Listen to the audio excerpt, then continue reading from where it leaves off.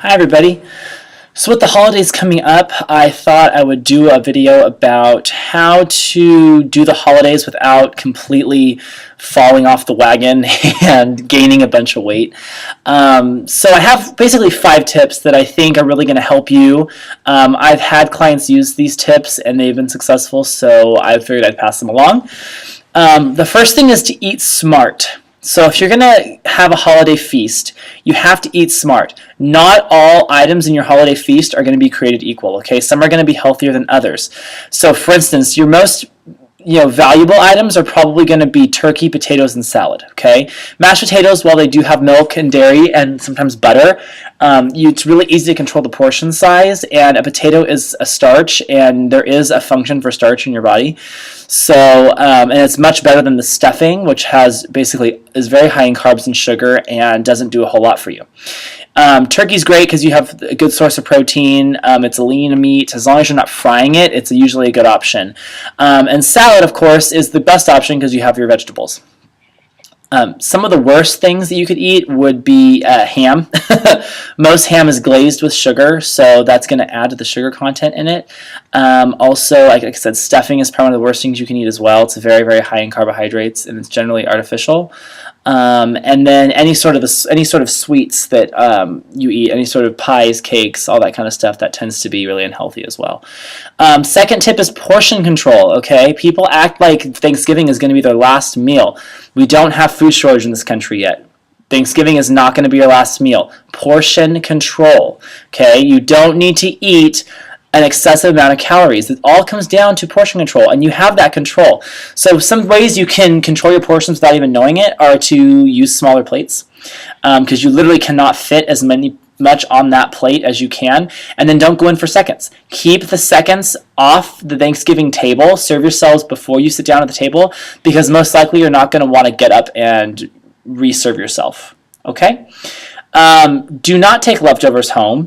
I do not advocate wasting the food. What I would do is I would donate the food to a family you know that needs it. Maybe they don't have the funds to have regular food, or donate it to a charity. I'm sure homeless shelters would love to have donated food, especially if it's covered and it hasn't been eaten out of. I don't see why they wouldn't want it. But do not take leftovers home, because all that food is, for the most part, is junk, and if you have leftovers, you're just now eating junk throughout the week after and the week after that, and now you've got 3 or 4 weeks of eating junk when it could have just been one day. And then the next tip number 4, is pass on the desserts, okay?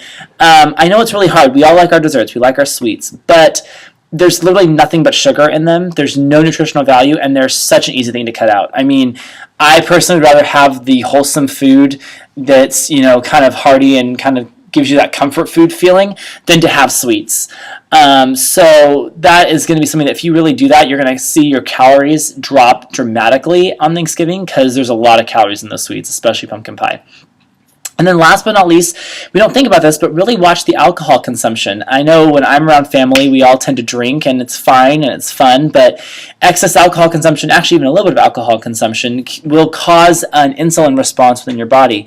And you know what happens when insulin is raised? Your body goes into storage mode, so you've got all this sugar and fat from the food you just ate, and your body's going to want to store it. So really watch the alcohol consumption. If you can do without alcohol, that's even better. But if you can't, have just a couple drinks. Don't, drink the night away and get drunk. And that becomes really important too when it comes to New Year's, because that's like the best thing to do on New Year's is to drink. But again, it all comes down to moderation. So I hope these 5 tips have helped. I'll repeat them again. That's eat smart, portion control, don't take leftovers, donate them, pass on the desserts, and watch the alcohol consumption, okay? If you just follow those 5 things, you're going to find that your Thanksgiving and Christmas holiday feasts are not going to be detrimental to your weight loss plans.